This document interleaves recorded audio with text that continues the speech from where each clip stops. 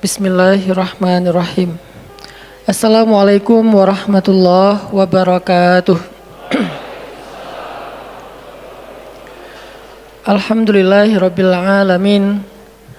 Alhamdulillahilladzi arsala rasulahu bil huda wa dinil haq liyuzhirahu 'alad dini kullihi wa kafa billahi syahida. Asyhadu an la ilaha illallah wahdahu la syarikalah wa asyhadu anna Muhammadan abduhu wa rasuluhu la nabiyya ba'dah. Allahumma salli wa sallim wa barik ala sayyidina wa habibina wa nabiyyina Muhammad wa ala alihi wa sahbihi wa man tabi'ahu ila yaumiddin. Nahmadullaha ta'ala wa nashkuruhu la in syakartum la azidannakum wa la in kafartum inna azabi lasyadid. Qala Allah ta'ala fil Qur'anil Karim, a'udzu billahi minasy syaithanir rajim. Bismillahirrahmanirrahim. Wal 'asr innal insana lafi khusr illa alladhina amanu wa 'amilus shalihat wa tawasaw bil haqq wa tawasaw bis sabr. Wa qala ta'ala alam nashrah laka sadrak wa wada'na 'anka wizrak alladhi anqadha dhahrak wa rafa'na laka dhikrak fa inna ma'al 'usri yusra inna ma'al 'usri yusra fa idza faraghta fansab wa ila rabbika farghab. Shadaqallahul azim. Teman-teman semuanya, anak muda Kota Bandung, jamaah tetap sharing time atau sharing night Rabu malam yang dirahmati Allah Subhanahu wa taala. Semua orang di dalam kehidupan dunia itu pernah atau bahkan sering merasakan lelah. Karena dunia ini adalah tempat orang bermujahadah. Semuanya diraih dengan mujahadah. Gak ada yang didapatkan di dunia ini dengan cara yang mudah. Karena tabiat dari dunia itu adalah tempat bersusah payah. Fitrahnya dunia adalah tempat orang bercocok tanam, bukan memetik hasil. Yang namanya bercocok tanam, kalau kita melihat pada kehidupan para petani atau para pekerja di ladang, di sawah, di kebun, maka kita akan melihat akan melihat kelelahan, keletihan dan kesusah payahan yang luar biasa. Itulah tabiat dunia. Berbeda dengan tabiat di surga. Di surga itu semuanya akan didapatkan dengan cara yang mudah. Bahkan sebagian riwayat mengatakan seorang perempuan di surga apabila inginkan seorang anak, maka Allah Subhanahu wa taala akan memberikan anak kepadanya saat itu juga tanpa harus bersusah payah mengandung selama 9 bulan. Saat ini pengen punya anak dengan spesifikasi tertentu, maka saat ini juga dia akan diberikan anak bayi tanpa harus mengandung 9 bulan lamanya, tanpa harus susah-susah menyusui. Allah akan datangkan untuk dia bayi yang dia sukai, kemudian Allah datangkan orang-orang yang akan pelayan-pelayan yang akan merawat dan membesarkan bayi itu untuk dia. Karena di sana dia adalah seorang ratu yang tidak perlu lagi bersusah payah. Di surga itu ketika seseorang menginginkan makanan, maka Allah Subhanahu wa taala mendatangkan untuknya makanan dengan cara yang sangat mudah.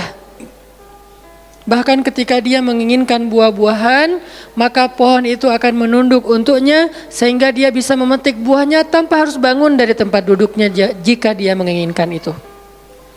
Tetapi kalau dia menginginkan sesuatu yang lebih, misalnya dia ingin berjalan-jalan di kebun-kebun di antara banyak kebun surga, lalu dia ingin merasakan memetik pohon sendiri sambil membawa keranjang-keranjang yang indah, maka Allah juga akan memperkenankan keinginannya.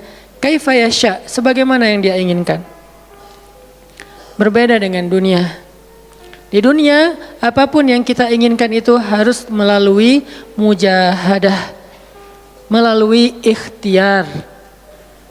Bahkan ketika kita ingin menjadi orang yang sekedar tidur-tiduran pun, Allah Subhanahu wa taala mentakdirkan tidur pun lelah. Tidur aja capek. Duduk capek. Ada orang yang duduknya capek akhirnya dia berdiri. Ya. Ada orang yang capek berdiri akhirnya pengen duduk. Kapan duduknya capek pengen berdiri? Salah satu yang sering saya alamin itu kalau lagi naik pesawat. Apalagi pesawat penerbangan 9 jam, 10 jam itu pasti capek banget duduknya tuh. Sehingga kita menginginkan seandainya ada uang kita pengen duduk di kelas bisnis. Tapi karena nggak mampu membeli tiket yang 3 kali lipat lebih mahal di kelas bisnis, ya nggak apa-apa lah di kelas yang biasa ekonomi. Tapi ketika lelah 4 jam, 5 jam pesawat berjalan itu udah luar biasa lelahnya, akhirnya berdiri mondar-mandir di antara lorong pesawat. Artinya duduk aja capek. Nggak ngapa-ngapain, suruh duduk doang. Nggak seperti orang dulu yang berangkat haji atau umroh, naik kapal, lewat darat, pas sampai di laut naik kapal dengan ontanya, dengan kudanya. Orang dulu mencari ilmu itu dengan mujahadah yang luar biasa. Dengan naik onta berminggu-minggu, ini naik pesawat cuma 9 jam, capek. Yang nggak ada guncangan, biasanya guncangannya cuma pas di awal sama pas mau landing doang. Di atas udah jarang ada guncangan karena dengan ketinggian tertentu dan pesawatnya besar. Tapi itu juga capek. Naik kereta coba, dari Jawa ke Bandung misalnya. Sebutlah dari Semarang, dari Malang, dari Surabaya naik kereta 10 jam. Itu aja capek. Nggak usah jauh-jauh, Bandung Jakarta aja 3,5 jam. Itu pun capek. Atau kita naik mobil, nggak perlu nyetir. Pakai online, duduk aja di belakang atau di sebelahnya si driver, perjalanan setengah jam dari tempat kerja kita ke rumah atau dari rumah ke tempat kerja, ke kampus, ke sekolah gitu. Itu aja capek. Artinya dunia itu emang kayak gitu tabiatnya teman-teman. Tabiat dari dunia itu adalah lelah. Sehingga kalau ada orang yang menghindari capek dengan tidak ngapa-ngapain, itu hal yang agak klise dan naif. Bagaimana dia bisa menghindari lelah? Bagaimana dia bisa menghindari ta'ab? Bagaimana dia bisa menghindari bosan? Bagaimana dia bisa menghindari dalam keadaan susah payah? Sedangkan dia masih berada di sebuah tempat, bumi, dunia yang tabiatnya memang tempat bersusah payah dan lelah. Satu-satunya cara menghindari lelah yang tidak perlu lagi bersusah payah itu hanyalah masuk surga. Tetapi kan itu tidak terjadi sekarang, kita harus meninggal dulu dan kita belum mau. Ada yang mau meninggal masuk surga sekarang? Kalau dijamin sih insya Allah ya, masalahnya nggak ada jaminan. Kalau para sahabat enak, mereka dapat jaminan. Surga Bilal, sebelum Bilal meninggal, Rasulullah udah bilang, Bima sabaktani ilal jannah ya Bilal. Dengan apa kamu mendahului aku ke surga wahai Bilal? Dengan wudu dan sholat syukur wudu. Begitu juga nanti ada sahabat lain yang dijamin masuk surga bighairi hisab wala azab. Salah satunya adalah Ukasyah. Kalau kita tidak ada jaminan apapun di akhirat kecuali berikhtiar dan bermujahadah untuk bisa mendapatkan kebaikan sebanyak mungkin di sisi Allah. Sehingga alangkah naifnya seseorang yang menghindar dari ta'ab wal ham wal gham. Dia berusaha menghindar dari lelah, menghindar dari susah payahnya kehidupan, menghindar dari beban-beban hidup. Itu nggak bisa dilakukan karena kita masih berada di dunia. Yang perlu kita sekarang coba pilih adalah kita mau lelah untuk hal yang sia-sia? Apakah kita mau lelah untuk hanya bersenda gurau? Apakah kita mau lelah hanya untuk hal yang tidak ngapa-ngapain? Atau justru lelah kita itu untuk sesuatu yang mudah-mudahan beribadah kepada Allah? Makanya disebut dengan lelahnya menjadi lillah. Karena dua-duanya lelah. Ada orang yang pergi ke masjid lelah, capek pergi ke masjid. Tapi ada juga orang yang berbuat dosa, itu juga lelah. Memangnya kalau kita beribadah lelah terus berbuat dosa nggak lelah? Banyak orang yang berbuat dosa lelah dan kita pernah merasakan kehidupan seperti itu. Sehari, 2 hari, sebulan, setahun, 2 tahun, sampai kita benar-benar merasakan lelah banget dengan dosa. Di malam hari berbuat dosa, lelah, akhirnya tidur sepanjang siang. Di siang hari berbuat dosa, lelah, akhirnya tidur sepanjang malam. Lelah sama lelahnya. Antara orang yang beribadah dengan orang yang bermaksiat itu sama lelahnya. Bedanya apa? Yang satu, lelahnya akan diganjar, dibalas oleh Allah dengan kebaikan dunia dan akhirat. Yang satu lagi, lelahnya hanya akan disudahi dengan penyesalan. Sama-sama lelah. Bedanya, lelah yang pertama mungkin baru dirasakan hasilnya setelah itu. Lelah yang kedua seolah-olah bisa langsung dirasakan kesenangannya, tetapi kesudahannya adalah penyesalan. Makanya pada malam ini kita ingin merenungkan beberapa nasihat baik dari Al-Quran maupun hadis tentang bagaimana kita menjadi orang yang setiap hari tetap lelah, tetap banyak beban, tetapi beban itu mudah-mudahan menjadikan kita mendapatkan banyak kebaikan di sisi Allah. Makanya Nabi SAW bersabda dalam hadis riwayat Bukhari dan Muslim, "An-nasu ka'ibili mi'ah, la takadu tajidu fiha rahilatan." Manusia itu seperti 100 ekor onta.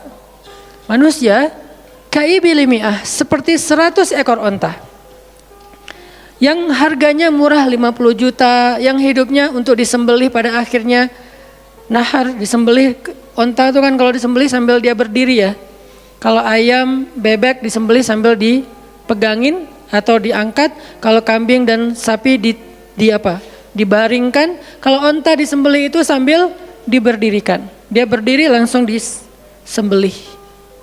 Itu onta. Artinya manusia ka'ibili mi'ah. Nabi itu menggambarkan onta karena onta ini punya banyak macam.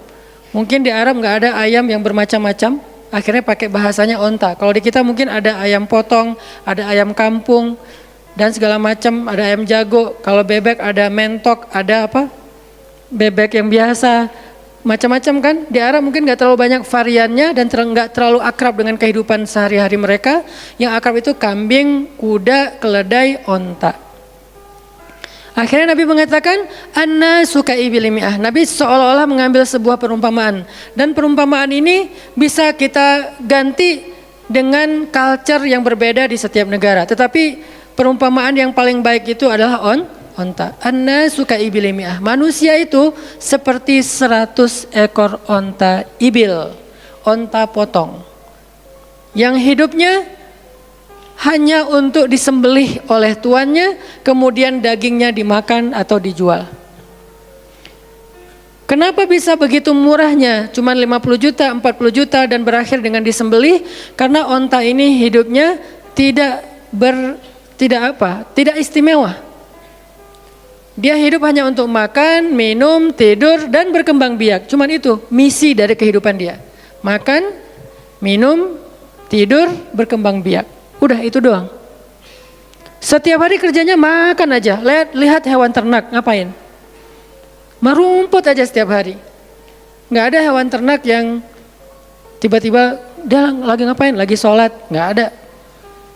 Hewan ternak misalnya lagi ngebantuin tetangga? Nggak ada. Hewan ternak lagi menjenguk yang sakit? Nggak ada. Hewan ternak yang lagi menyelesaikan hajat saudaranya? Hewan ternak yang lagi dengerin curhat? Nggak ada. Kenapa? Karena tugas misi kehidupan mereka itu cuma diciptakan untuk makan, minum, tidur, berkembang biak, udah. Ini namanya kalau di antara onta namanya ibil. Yang hidupnya itu sesederhana itu. Nggak ada yang rumit, nggak ada yang terlalu berlebihan. Dan an-nasu, manusia secara umum mirip dengan ibil. An-nasu ka'ibili mi'ah. Jadi kalau kita bandingkan dari 100 orang itu hampir semuanya seperti ibil. Misi hidupnya itu hanya untuk dirinya. Gimana caranya biar bisa makan, gimana caranya biar bisa istirahat dengan nyenyak, tidur, gimana caranya biar punya keluarga, berkembang biak, punya keturunan, dan kemudian dengan keluarganya dia punya family time. Kapan liburan, makan di rumah, jalan segala macam. Cuman itu misi dari kehidupannya. Sehingga Nabi menyebut mereka yang misi kehidupannya hanya dirinya dan keluarganya, ka'ibili mi'ah, seperti 100 ekor onta. Kurang istimewa. Orang yang hidupnya hanya untuk dirinya dan keluarganya itu kurang istimewa. Sehingga disebut dengan ibili mi'ah, 100 ekor onta. Tapi enggak hina, tidak rendah, tidak mungkin melenceng, sesat segala macam, enggak. Dia tetap tidak haram, tidak najis. Nabi tidak mengumpamakan manusia seperti seekor anjing, seperti seekor babi, enggak. Karena itu najis, haram dan seterusnya. Onta, makhluk yang hewan yang baik, cuman tidak istimewa. Di sini tidak ada judgement. Nabi itu orangnya nggak suka menjudge. Nabi nggak mengatakan manusia ini semuanya misalnya dengan kalimat celaan, keledai, enggak. Manusia ini misalnya hewan yang najis, enggak. Nabi mengatakan an-nasu kaibil mi'ah, manusia itu seperti 100 ekor onta. La takadu tajidu fiha rahilatan. Hampir di dalam 100 ekor onta itu kamu enggak mendapati satu pun onta yang dikenal dengan nama rahilatan, rahilah. Rahilah itu dari kata rihlah. Rihlah itu udah jadi bahasa Indonesia, rihlah. Kemudian di Inggris-Inggriskan jadi traveling, trip, segala macam. Rahilah dari kata rihlah. Apa itu rahilah? Onta yang bertugas untuk membawa beban tuannya dalam perjalanan panjang, baik itu berdagang maupun berperang. Dia punya misi lain selain makan, minum, berkembang biak terus dipotong. Enggak, misinya lebih keren. Apa? Membawa beban. Membawa beban tuannya. Itulah rahilah. Sehingga punggungnya adalah punggung yang berkah, karena di atas punggung itu ditaruhkan beban terus menerus oleh tuannya. Berangkat bebannya apa, pulangnya beban apa. Karena orang dulu kalau berangkat berniaga, berdagang ke luar negeri, itu tuh bukan berangkat bawa beban, pulang nggak bawa apa-apa karena udah diuangkan, enggak. Mereka barter konsep perdagangannya. Kalau berangkatnya bawa kain, pulangnya nanti bawa karpet. Berangkatnya bawa gandum, pulangnya nanti bawa sutra misalnya. Tetap aja ada beban karena mereka berangkat jual misalnya ke Syam, dari Mekah ke Damaskus. Nanti pulangnya dari Damaskus ke Mekah bawa lagi barang-barang Damaskus yang bisa dijual di Mekah. Pas berangkat bawa barang Mekah yang bisa dijual di Damaskus, pas pulang membawa barang Damaskus yang bisa dijual di Mekah. Li'ilafi Quraisy ilafihim rihlatash syita'i was-saif. Rihlah syita'i was-saif. Mereka melakukan rihlah pada musim dingin dan musim panas. Itulah ilafu Quraisy, kebiasaan orang-orang Quraisy. Ilafu Quraisy, kebiasaan tradisi orang Quraisy. Apa tradisinya? Berdagang di musim dingin dan di musim panas. Barang dagangannya beda-beda. Kalau musim dingin yang dibawa itu bahan-bahan jaket, bahan-bahan untuk menghangatkan tubuh, bahan-bahan yang kalaupun dia bawa makanan yang biasa dimakan di musim dingin yang menghangatkan tubuh. Kayak misalnya jenis bubur di Arab itu ada namanya adas. Dan itu disebutkan di dalam Al-Quran, di Al-Baqarah. Wa adasiha wa basaliha, ada adas, ada bawang. Adas itu salah satu makanan kesukaan orang Arab di musim dingin. Karena kalau makan adas kayak bubur gitu, dia badannya menjadi hangat. Jadi kayak menghangatkan tubuh gitu. Artinya syita'i was-saif, di musim dingin dan di musim panas, dua-duanya ada barang yang didagangkan. Dan itu adalah ilafu Quraisy, kebiasaan tradisi orang-orang Quraisy. Rihlah. Siapa yang akan dibawa rihlah? Apa yang akan membawa barang dagangan mereka ketika rihlah? Namanya onta rahilah. Onta yang mengangkut beban barang tuannya. Rahilatan. Sehingga onta ini adalah onta yang lebih kuat fisiknya. Onta ini onta yang lebih tangguh perjalanan walaupun mengalami badai. Onta ini onta yang lebih kuat ingatannya sehingga dia menghafal jalan yang dilaluinya. Walaupun terjadi badai dia nggak tersesat. Jarang onta rahilah tersesat. Biasanya yang tersesat itu ibil. Ibil kalau ditaruh di tengah padang pasir, terjadi badai, terus bekas jalannya ketutup dengan pasir, dia bingung. Itu ibil. Sehingga kalau kita baca cerita-cerita tentang orang yang tersesat di padang pasir, rata-rata istilahnya kalau enggak jamal ya ibil. Kalaupun ada onta rahilah yang tersesat, berarti badainya parah banget. Kalau ada hadis onta rohilah tersesat, berarti badainya parah banget. Artinya rohilah ini ingatannya kuat. Dia kalau lewat satu jalan, setahun kemudian lewat lagi dia masih hafal. Itu rohilatan. Dalam teknologi sekarang kita nyebutnya dengan map. Ada banyak platform aplikasi map digital yang membuat kita bisa menghafal jalan. Dan diupdate terus, jalan ini sekarang macet segala macam. Rohilatan punya kemampuan membaca jalan walaupun mungkin berbeda dengan teknologi sekarang. Itu namanya rohilatan. Ini kata Nabi, la takadu tajidu fiha rohilatan. Manusia itu seperti 100 ekor onta. Dan di antara 100 ekor onta itu atau 100 orang itu, hampir kamu tidak mendapati satupun yang bernama rohilatan, yang mampu mengangkat beban lebih. Sehingga di sini Nabi SAW seolah-olah mengajarkan kita, memotivasi kita agar belajar menjadi rohilah. Manusia itu baru istimewa kalau dia menjadi rohilah, kalau dia mengangkut banyak beban, kalau dia menjadi orang yang paling banyak bermanfaat untuk orang lain. Makanya muncullah hadis, khairun nas anfa'uhum linnas, inna ahabban nasi ilallah anfa'uhum linnas. Dua riwayat hadis yang berbeda.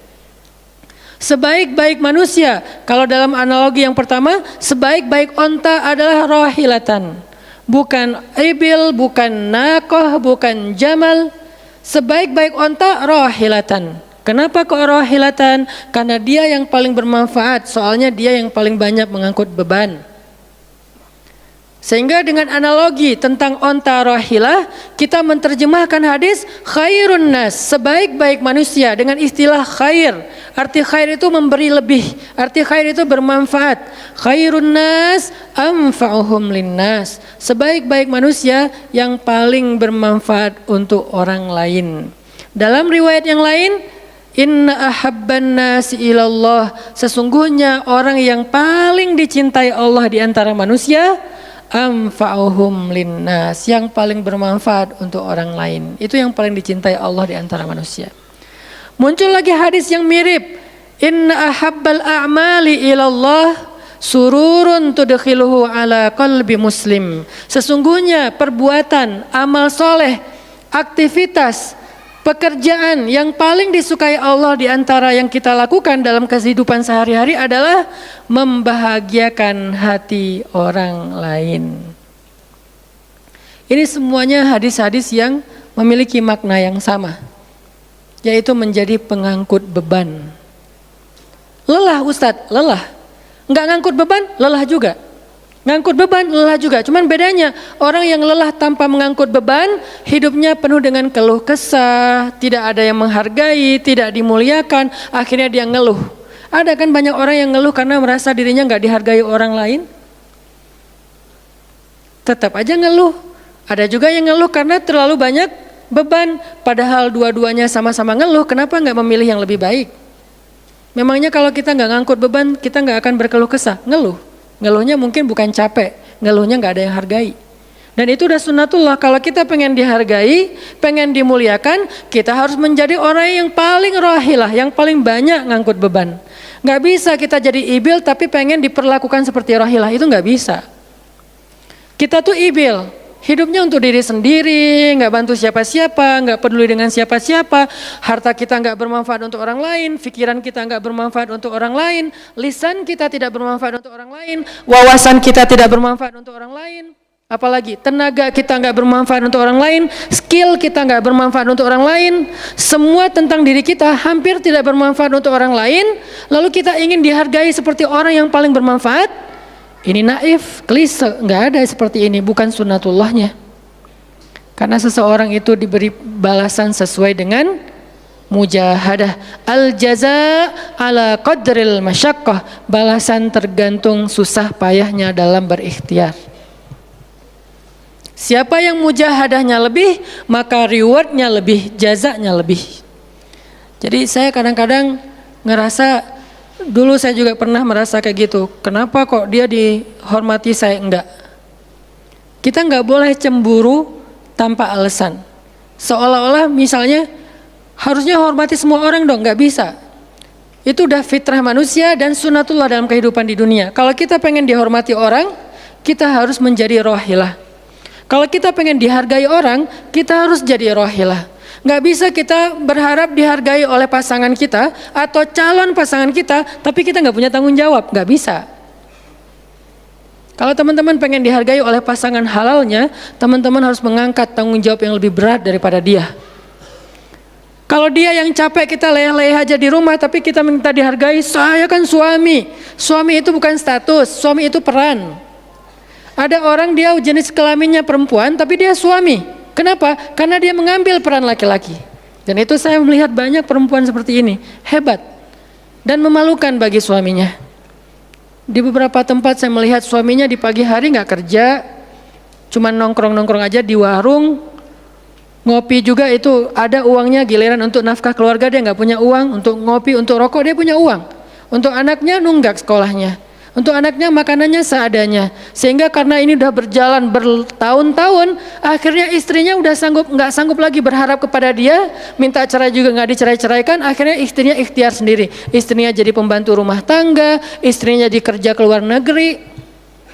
Saya beberapa kali ke Hong Kong, hampir tiap 4 bulan sekali ke Hong Kong, dan selalu mendengar cerita teman-teman di Hong Kong, para pejuang-pejuang di Hong Kong itu kan 99%-nya perempuan ya. Hong Kong itu 99% lebih perempuan. Beda kan sama Taiwan, Korea itu laki-laki dan perempuan agak imbang lah. Tapi kalau Hong Kong itu bisa dibilang dari 100 pekerja 99 orangnya bahkan lebih adalah perempuan. Dan semua mereka punya masalah yang hampir sama di negerinya, di kampungnya. Masalahnya mereka terpaksa untuk berangkat ke luar negeri karena ada yang demi membiayai sekolah anak-anaknya, single parent. Kemana suaminya? Suaminya pergi dan tidak bertanggung jawab. Atau suaminya ada tapi tidak mampu mencari nafkah. Terpaksa dia kerja ke luar negeri dengan segala macam resiko. Dan banyak banget kasus di Hong Kong. Siapa juga yang mau jauh-jauh dari keluarganya, apalagi punya anak masih kecil ya. Kemarin kita baru dengar cerita seorang anak yang harus merawat ayahnya yang sakit kanker gara-gara di rumahnya nggak ada siapa-siapa, ibunya berjuang di luar negeri. Kenapa? Karena suaminya sakit. Kalau ini masih bisa kita pahami lah. Tapi kemana pamannya misalnya? Kemana misalnya kakaknya? Nggak tahu punya kakak atau gimana? Nggak tahu kondisi pamannya. Yang jelas bahwa ternyata kita itu dihargai itu bukan karena kita berstatus suami. Kita dihargai karena kita berperan sebagai suami, bukan berstatus sebagai suami. Kalau suami pengen dihargai, ambillah peran suami. Laki-laki pengen dihargai, ambillah peran laki-laki. Apa peran laki-laki? Tanggung jawab. Ambil sebanyak mungkin. Kalau kita udah menikah, tanggung jawab kita itu kalau mau lebih, jangan cuma istri. Ambil keluarga istri untuk kita ambil tanggung jawabnya. Adiknya istri, mungkin keluarga istri kita nggak mampu. Adiknya kita sekolahin. Mertua sakit, kita biayain. Nanti siapa lagi? Keluarga besarnya ada masalah, kita biayain, kita hutangin. Kalau misalnya kita nggak sanggup memberikan hadiah atau sedekah, ambil amanah, tanggung jawab itu ambil semampu kita. Itulah contoh Rasulullah SAW. Makanya Nabi ketika sudah menikah dengan Khadijah, yang tinggal di rumah Nabi itu bukan cuma anak kandung beliau, ada anak angkatnya Zaid bin Harithah, ada sepupunya Ali bin Abi Thalib. Ada banyak lagi keluarga besar Khadijah yang tinggal bersama Nabi. Sehingga rumah Nabi itu adalah rumah yang banyak sekali orang-orang yang ditampung oleh beliau. Itu yang disebut dengan anfa'uhum linnas, ambil tanggung jawab yang besar. Sehingga Khadijah tuh respect banget sama sosok Nabi Muhammad. Bahkan sebelum Nabi dapat wahyu, sehingga gak disebut Nabi, respect sama sosok seorang Muhammad. Apalagi setelah beliau dapat wahyu, beban beliau bukan lagi keluarganya sekarang, beban beliau adalah umatnya. Yang diurus oleh Nabi bukan lagi keluarga sekarang setelah dapat wahyu, umat.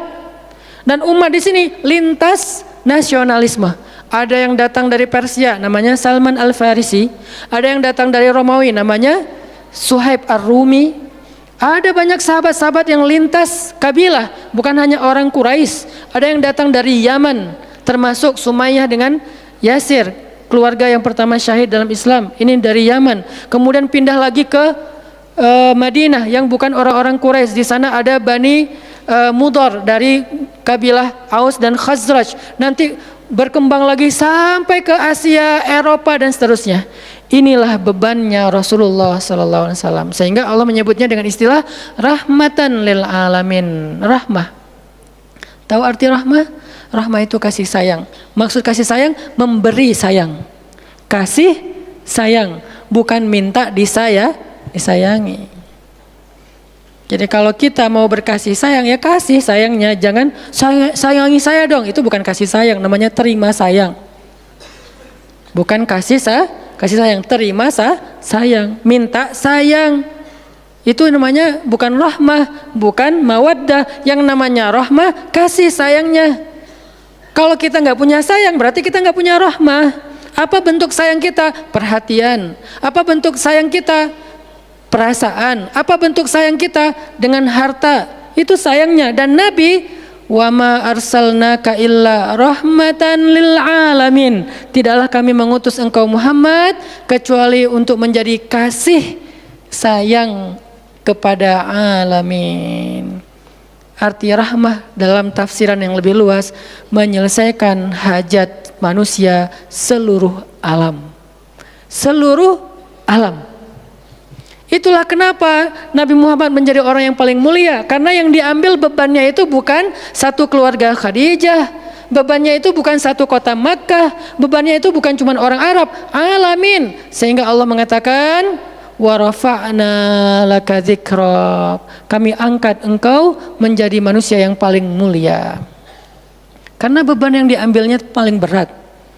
Apa beban Nabi? Apakah cuma ceramah? Enggak cuma ceramah. Kalau cuma ceramah gampang. Saya pernah menjadi penceramah dan saya pernah menjadi programmer dalam dakwah. 8 tahun saya ceramah di Bandung, gampang banget. Dan kalau mau nyaman jadi ustadz, mending saya jadi penceramah aja, gampang banget. Diundang-undang, ustadz mau dijemput? Ya jemput dong, jemput. Ya, ustadz kan dijemput, jarang kita jalan sendiri, seringnya dijemput. Dan karena dia pengen memuliakan kita, dia cari di tempat itu siapa yang punya mobil paling bagus untuk menjemput ustadz.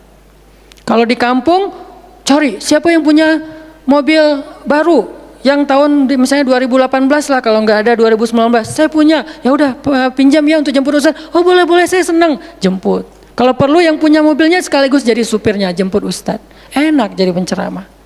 Jemput, tunggu di depan rumah, nggak langsung ketok. Kenapa? Nggak enak mau ngetok, biar ustadznya santai aja. Ustadznya keluar, dibukain pintu. Terserah mau duduk di depan, duduk di tengah. Kalau ustadznya duduk di tengah, nggak ada yang di sebelahnya, kosong. Mau goler-goler, mau jungkir balik, bebas. Ustadz. Saya pernah ngalamin masa kayak gitu. 8 tahun, mudah banget, diundang-undang. Semua wajah tersenyum, nggak ada yang cemberut, namanya juga ustadz. Selamat datang ustadz, alhamdulillah bisa ketemu sama ustadz, silakan. Duduk dikasih makanan yang paling baik. Dihidangkan segala macam, minuman aja 5 jenis. Sampai bingung nih mana yang mau diminum. Ustadz mau apa? Kadang-kadang beberapa teman-teman panitia yang sangat udah pro banget nanya. Ustadz itu nanya ke asisten lah atau siapa manajemen, kalau dia punya manajemen. Ustadz itu sukanya makanan apa? Disediakan makanan kesukaan ustadz. Kalau ke Bandung ustadz senangnya makan apa? Disediakan makanan khas Bandung kesukaannya ustadz. Dicari dari restoran terbaik yang ada di kota itu. Ini perlakuan terhadap ustadz, nyaman banget kalau ceramah tuh. Ceramah berapa lama? Terserah ustadz. Kalau lagi mood 3 jam. Kalau enggak lagi mood 45 menit. Ustadz kok ceramahnya cuma sebentar? Saya lelah sekali. Oh enggak apa-apa ustadz, istirahat ya ustadz, sehat terus ya ustadz. Doain. Pulang dianterin. Maaf dikasih amplop, transport segala macam. Kadang-kadang wah ngasihnya cukup untuk 2 bulan makan. Masya Allah enak.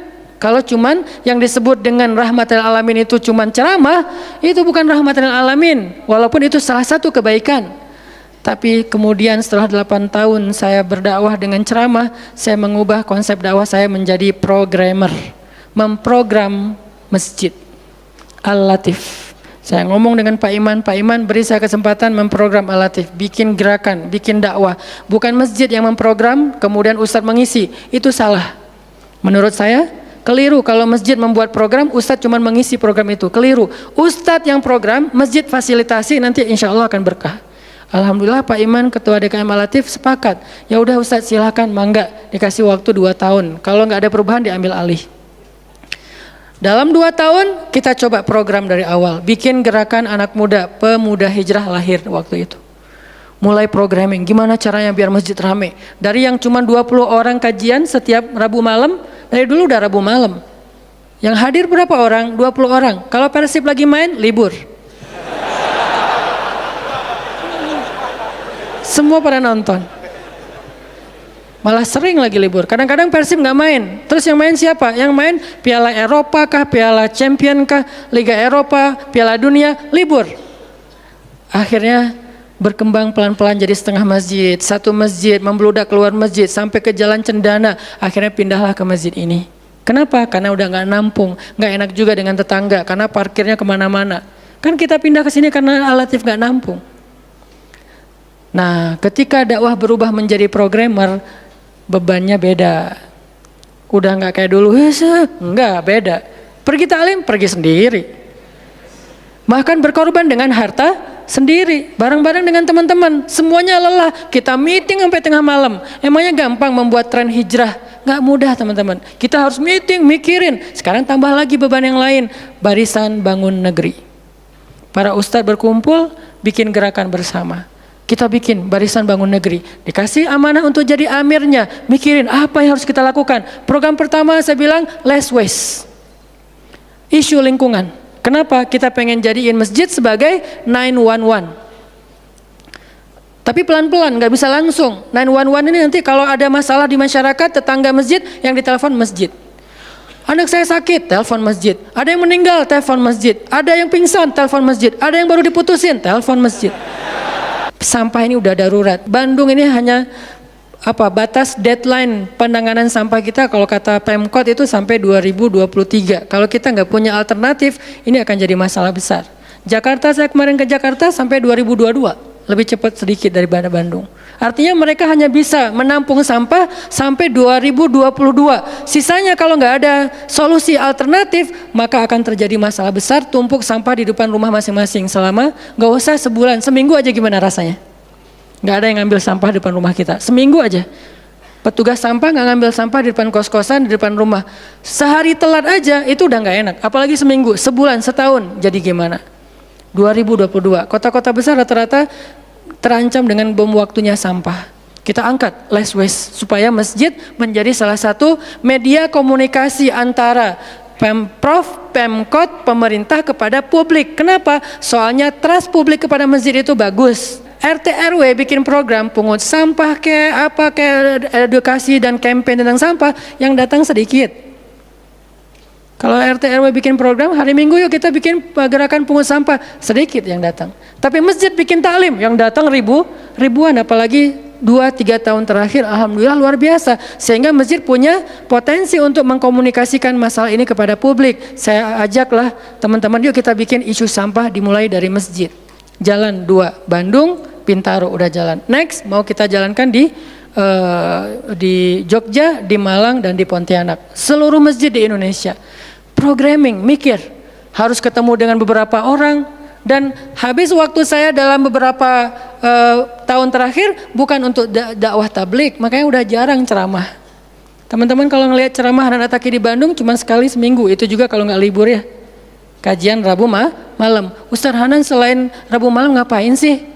Ustaz kosong nggak? Kosong, saya bilang. Kenapa nggak mau ngisi jadwal? Kosong dari taklim tapi nggak kosong dari aktivitas.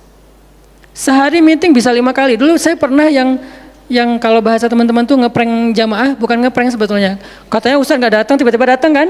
Itu tuh meeting 5 kali sehari, dari pagi, siang, sore, menjelang maghrib, baru beres isya. Meeting dengan siapa aja Ustaz? Banyak hal yang harus kita bereskan untuk bisa memunculkan satu program kecil. Akhirnya beres isya, saya bilang masih ada jamaah enggak? Sebagian udah pulang Ustaz, tapi yang lain masih pada nunggu, kasihan. Ya udah saya jalan aja ke sini naik motor, sampai di sini isya baru ngisi kajian. Artinya ternyata bebannya beda. Tapi rohilatan itu yang disebut dengan dakwahnya Nabi. Saya baru mengambil sebagian kecil dari Banyak varian dari dan instrumen dakwah Nabi itu cuma sebagian kecil, memprogram, baru masjid. Nabi itu alamin loh. Gimana mengubah kota Makkah yang dulunya kemusyrikan merajalela, perzinahan merajalela, kemudian anak perempuan dibunuh karena dianggap membawa sial, riba luar biasa, banyak yang dibunuh gara-gara gak mampu membayar hutang, dan perbudakan, dan banyak lagi masalah sosial. Bukan hanya masalah akidah dan ibadah. Akidah dan ibadah itu adalah inti masalahnya, kemudian merembet ke masalah sosial, biasanya kayak gitu. Kalau akidahnya melenceng, biasanya sosialnya rusak. Walaupun gak selalu kayak gitu juga sih. Karena ada di beberapa negara yang akidahnya mereka syirik, tapi sosialnya bagus. Walaupun ada problem sosial lain yang mungkin gak perlu dibahas di sini. Yang jelas awalnya berawal dari kemusyrikan, kemudian berkembang menjadi masalah ekonomi, sosial, dan seterusnya. Nabi menyelesaikan masalah kota Mekah. Gimana caranya? Mekah yang tadinya kota yang jahiliyah menjadi kota Islamiyah, kota yang Rabbaniyah, kota yang penuh dengan kebaikan. Madinah yang tadinya kota yang penuh dengan sampah, Yathrib berubah menjadi kota Munawwarah. Sekarang udah nyampah lagi. Di zaman Nabi itu benar-benar Madinah Munawwarah. Sekarang mungkin nggak sebagus di zaman Nabi, cuman bangunannya doang yang megah, tapi secara lingkungan, secara sosial nggak sebaik zaman dulu lah. Kalau bangunan itu kan bukan indikasi peradaban ya. Karena kita pernah mengalami masa peradaban Islam yang keren, nggak ada tuh bangunan pencakar langit seperti Dubai. Kita di Dubai bangunan pencakar langit, tetapi secara peradaban ada masalah di Dubai, terutama masalah sosial. Di Arab Saudi masalah lingkungannya luar biasa, salah satu penghasil sampah 10 besar di dunia. Kalau untuk masalah sampah organik termasuk 5 besar di dunia. Artinya makan sering dibuang-buang. Makanya sampah organiknya paling banyak, waste-nya paling banyak. Itu yang diselesaikan oleh Nabi di kota Mekah dan Madinah, kemudian berkembang di kota-kota lain sampai ke Irak, sampai ke Syam, sampai ke Mesir, sampai ke Eropa, sampai ke Turki, sampai ke Afrika, bahkan sampai ke Nusantara. Rahmatan lil alamin. Rahmah bukan cuma ceramah. Kalau ceramah, Nabi lebih jago dari siapapun. Orang siapapun yang berceramah itu kopas dari Nabi kan? Ada yang ceramah nggak kopas dari Nabi? Nggak ada. Kopas dari Nabi Musa? Enggak, kecuali diriwayatkan dari Nabi Muhammad, kemudian baru Nabi Muhammad meriwayatkan dari Nabi Isa dan Nabi Musa. Semuanya kopas, copy paste dari Rasulullah SAW. Artinya kalau mau ceramah, bahan Nabi itu banyak banget. Dan kalau Nabi mau ceramah, yang ngundang pasti banyak banget. Jadilah Nabi dai sejuta umat. Capek pasti setiap hari 5 kajian. Nabi lagi di mana? Lagi di Syam. Sampai 2 tahun ke depan jadwal ceramah penuh. Kalau Nabi mau kayak gitu. Tapi ternyata Nabi bukan cuma ceramah, memprogram umat. Ada yang masalah datang ke Nabi, ya Rasulullah, saya diceraikan oleh suami saya dengan bahasa, kamu bagi saya seperti ibu saya, zihar. Nabi bingung nih, gimana nih zihar? Kok suaminya gitu banget sih sama dia? Ya udah, berarti kamu sudah diceraikan oleh suamimu. Sabar ya, dinasihati, disabar-sabarin sama Nabi. Dia pulang turun ayat surat Al-Mujadalah tentang bab zihar. Ada lagi yang datang rame, dia yang salah, saya yang salah, dia yang salah. Akhirnya didamaikan sama Nabi. Nabi mau takbir nih, pergi ke masjid mau sholat berjamaah, mau takbir. Ya Rasulullah, di Bani Salamah ada masalah, mereka hampir berperang, nggak jadi takbir, pergi ke Bani Salamah menyelesaikan hajat mereka. Datang-datang jamaah udah sholat, Nabi sholat yang jamaah yang kedua. Artinya rahmah, ngambil beban umat. Belum lagi nanti beban umat yang tertindas di antara Bani Israel, di luar negeri, di Yaman, di Syam. Yang Nabi mengutus para sahabat untuk menyelesaikan hajat-hajat mereka. Makanya Nabi mengatakan, siapa yang datang kepada saudaranya untuk menghilangkan masalahnya, maka Allah akan menghilangkan masalah orang ini nanti di akhirat. Makanya beban Nabi itu berat banget teman-teman. Kalau kita baca sirah Nabi, luar biasa, Nabi itu lelah banget. Sampai para sahabat meriwayatkan Nabi itu dulu sebelum dapat wahyu, beliau seger gitu. Setelah dapat wahyu tetap ganteng, tetap keren, karena memang aslinya udah dari sononya keren ya. Cuman udah ada guratan lelahnya tuh terasa di wajah beliau, lelah banget. Sampai Nabi itu pernah sampai Allah bilang gini, fala'allaka bakhi'un nafsaka ala atharihim, hampir saja engkau mencelakai dirimu gara-gara mereka. Apa maksudnya? Kok Nabi hampir mencelakai dirinya gara-gara mereka, itu maksudnya apa? Saking terbebannya Nabi dengan kondisi umat, hampir-hampir Nabi itu sakit keras, hampir-hampir Nabi itu binasa, celaka, meninggal demi mikirin nasib umat. Kayak gitu banget coba. Itu namanya rohilatan. Kita belum sanggup untuk memikul beban umat sedunia. Makanya minimal kalau kita nggak ngambil beban umat sedunia dengan tangan kita, minimal dengan pikiran kita aja. Kita mikir nggak sih nasib Palestina? Atau kita masih nganggap bahwa itu beda negara? Kalau beda negara, oke. Apakah kita memikirkan mereka karena kemanusiaan? Masa kita mau bilang mereka bukan manusia? Kan sama-sama manusia. Harusnya kita merasakan apa yang dia rasakan karena kita sama-sama manusia, punya perasaan yang sama. Kalau kehilangan akan sedih, kalau melihat kezoliman juga nggak akan kuat, kalau dizolimi juga akan sakit. Kita mikir nggak tentang Palestina? Kita mikir nggak nasib Suriah? Kita mikir nggak nasib Rohingya? Kita mikir nggak nasib Yaman? Apakah gara-gara kita mikir tentang mereka lantas kita jadi radikal dan teroris? Sejak kapan kita memikirkan nasib orang yang tertindas tiba-tiba jadi radikal? Apakah orang yang tidak memikirkan orang lain hanya dirinya sendiri berarti orang yang baik? Justru makin banyak kita mikirin nasib mereka, kita makin rohilatan walaupun belum sanggup menyelesaikan hajat mereka, mikir doang. Dengan kita lihat postingan yang terakhir di Idlib, bagaimana anak bayi kehilangan kakinya gara-gara kena bom dari tentara Rusia. Kita belum sanggup ngasih solusi sebagai pribadi maupun sebagai bangsa, belum sanggup. Pertama jaraknya jauh, kedua memang kita juga belum punya kemampuan untuk itu. Tapi kita berharap suatu saat Indonesia ini harus sanggup menyelesaikan masalah dunia. Kenapa? Kita ini punya potensi peradaban, bangsa yang besar. Masa kita mau jadi kerdil terus ngikutin bangsa lain? Kita ini bangsa besar, umat Islam terbesar di dunia. Dan orang Indonesia itu pinter-pinter, profesornya banyak, saintisnya banyak, orang kayanya banyak, keren Indonesia nih. Kenapa Indonesia yang keren kayak gini cuma ngurus diri sendiri aja nggak bisa? Harusnya ngurus dunia, bukan ngurus diri sendiri. Itulah Islam yang sebenarnya. Kita ngurus Rohingya, gimana caranya Rohingya punya tempat tinggal? Kita urus Suriah, kita urus Palestina. Lalu apakah kita memikirkan tetangga kita?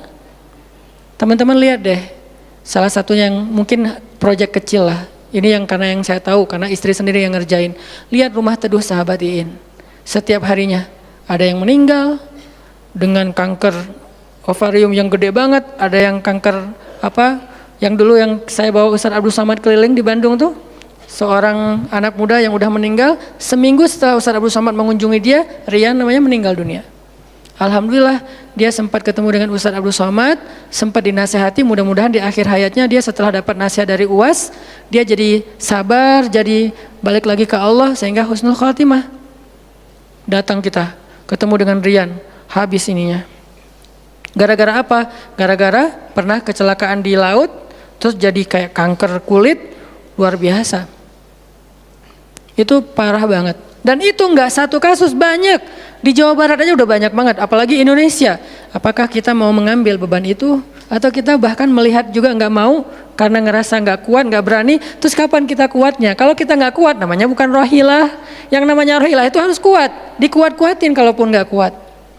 Sudah seberat apa beban yang kita ambil selain, dan itu nggak bisa bahasanya diambil sebagian dibuang sebagian yang lain, enggak. Minimal kalau yang di dekat kita mengambil bebannya sampai menyelesaikan hajatnya dengan harta, mungkin dengan skill, dengan network, dengan minimal dengan sosial media kita repost, ya ada yang bisa bantu ini, enggak.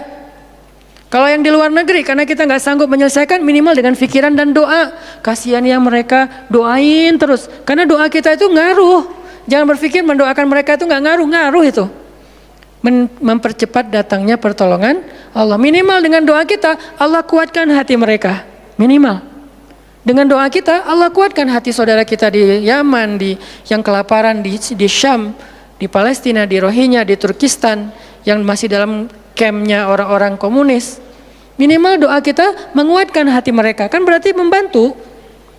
Ada orang yang ketika dapat musibah, kita datang nggak bisa ngasih solusi, tapi begitu kita nasihati lalu kita doakan, itu udah membantu dia, minimal hatinya jadi lapang.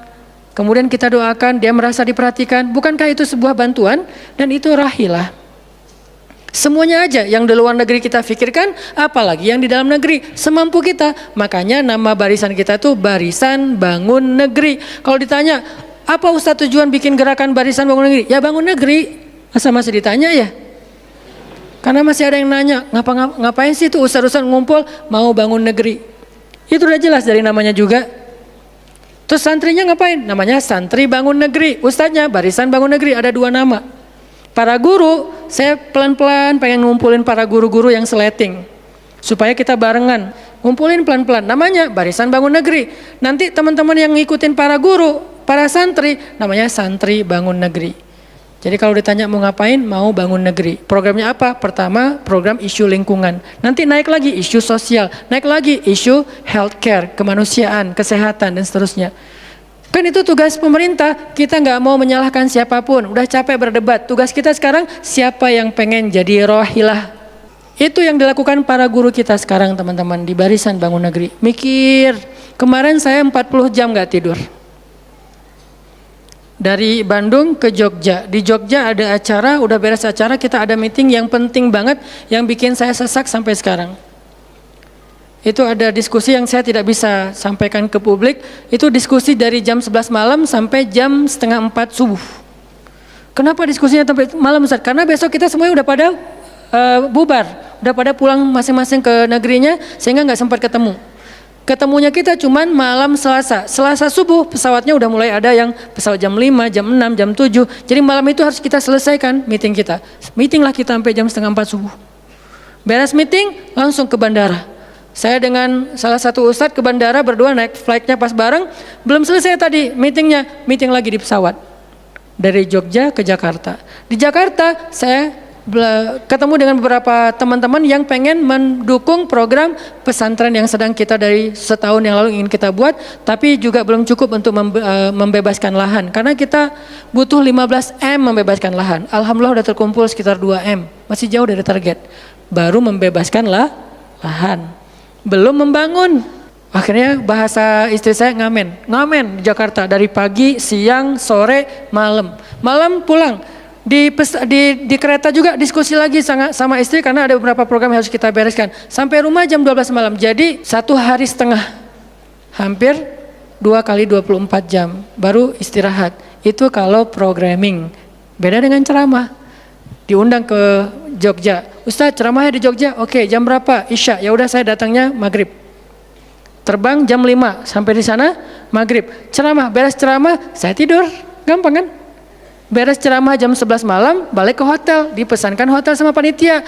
Hotelnya mau yang gimana Ustadz? Terserah, yang dekat-dekat aja biar nggak capek di jalan. Oh ya Ustadz, dikasih hotel biasanya yang enak, yang deluxe. Masuk ke hotel, mandi air hangat, ya. Beres mandi air hangat, pesan makanan online. Karena tadi belum makan, misalnya kalau telat makan juga, pesan datang ke kamar. Kadang-kadang saya cuma pesan 1 jenis, mereka pesan 3 jenis.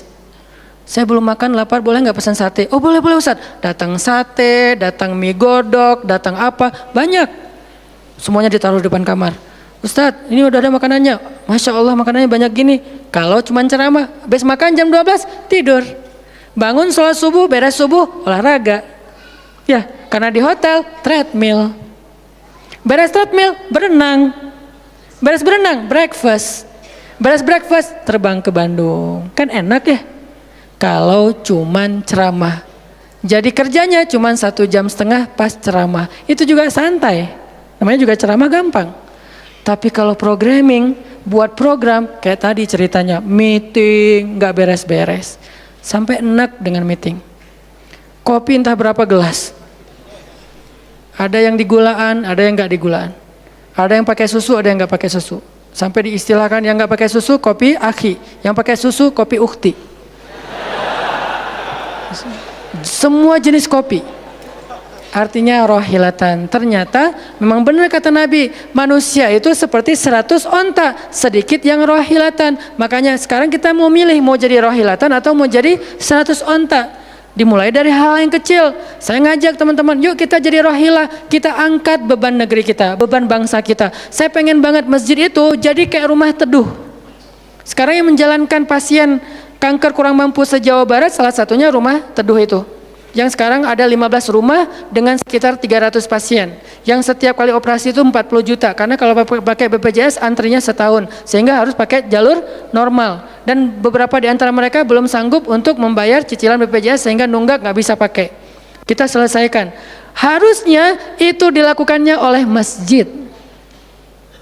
Kenapa? Karena potensi zakat, infak, sedekah, kenceleng masjid gede. Jangan cuma dipakai buat renov.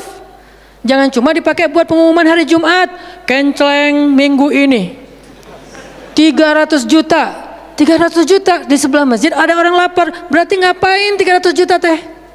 Harusnya 300 juta itu kenceleng minggu ini. Harusnya 300 juta. Tapi tinggal 10 juta. Kenapa? Beban umat diangkat semua sama masjid. Itu cita-cita kita, pengennya masjid itu menjadi, makanya ada hashtag masjid peradaban. Apa masjid peradaban? Masjid rohilah, masjid yang mengangkat beban umat, bukan cuma membuat program jihad, pengajian hari Ahad. Udah lewat lah masa kayak gitu-gitu, udah nggak keren. Nih saya tantang masjid-masjid yang ada di Indonesia, jangan hanya fokus dengan taklim. Taklim itu udah banyak dan mudah melakukannya, kurang challenging. Coba masjid mikirin masalah sekitarnya, satu masjid mikirin satu RW kalau masjidnya kecil. Kalau masjidnya masjid kecamatan, mikirin satu kecamatan. Kalau udah beres dengan kecamatannya, nggak ada lagi masalah, pergi ke kecamatan sebelah. Kolaborasi dengan masjid kecamatan sebelah, yuk selesaikan masalahnya. Bisa banget kalau masjid mau. Tapi serahkan programnya ke ustadz yang ngerti harokah, yang ngerti pergerakan. Dan sekarang udah banyak ustadz yang ngerti pergerakan. Baru kita akan melihat Indonesia yang luar biasa. Terus apa yang bisa kami lakukan Ustadz? Yuk bareng-bareng dengan saya, dengan pemuda hijrah, dengan para guru barisan bangun negeri, kita bangun deh Indonesia semampu kita. Dengan apa? Dengan skill kita masing-masing, dengan potensi kita masing-masing. Ada yang punya harta dengan hartanya, ada yang punya kemampuan skillnya dengan skillnya. Saya udah berkali-kali menjelaskan, skill itu untuk dakwah penting, bukan hanya penceramah. Nah, mau nggak nih teman-teman? Yuk kita bangun Indonesia. Sekarang kita mikirin apa yang bisa kita lakukan untuk Indonesia, masing-masing dengan potensi kita. Karena kita anak masjid, anak masjid. Karena kita banyak sering ke masjid, ya udah kita bangun Indonesia dengan cara masjid. Dan ternyata cara masjid itu bukan cuma Allahu Akbar dan Subhanallah, salam, enggak. Yang dibicarain di masjid itu bukan cuma juz-juz Al-Quran, tapi masalah umat. Karena Nabi membicarakan masalah umat itu di Masjid Nabawi. Yang kita pengen ke sana, berharap banget bisa umroh. Apakah di Masjid Nabawi itu cuma ada raudhah kemudian orang berdoa egois banget pengen masuk surga sendiri? Enggak. Di raudhah itu Nabi dengan Jibril bicara tentang umat. Gimana caranya umat ini selesai masalah mereka. Sampai ke penjuru dunia. Yang terjajah dibebaskan dari penjajahan, yang terzolimi dibebaskan dari kezoliman. Itu namanya rahilah. Saya yakin di sini banyak potensi dan skill yang keren-keren. Coba berikan skillnya untuk dakwah, dedikasikan skillnya untuk agama. Yang kalau kita dedikasikan untuk agama, insya Allah untuk bangsa dan negara udah pasti. Karena agama kita itu bukan agama ritual. Agama kita ini adalah agama kehidupan. Sehingga yang ada di dalamnya bukan cuma bab sholat, tetapi juga bab orang sakit.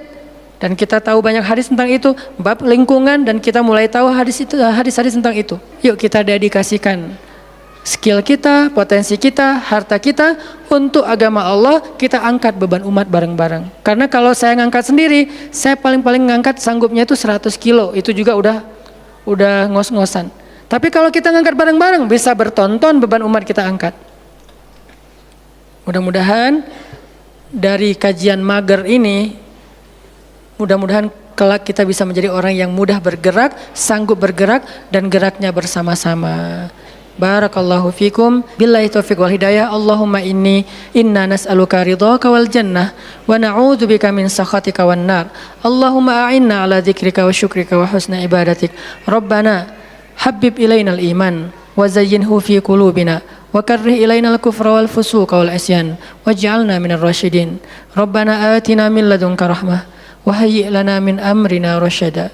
وهيئ لنا من أمرنا رشدا وهيئ لنا من أمرنا رشدا واجعل لنا من كل ضيق مخرجا ومن كل هم فرجا ومن كل عسر يسرا ربنا آتنا في الدنيا حسنة وفي الآخرة حسنة وقنا عذاب النار وصلى الله على سيدنا محمد وعلى آله وصحبه أجمعين والحمد لله رب العالمين والسلام عليكم ورحمة الله وبركاته.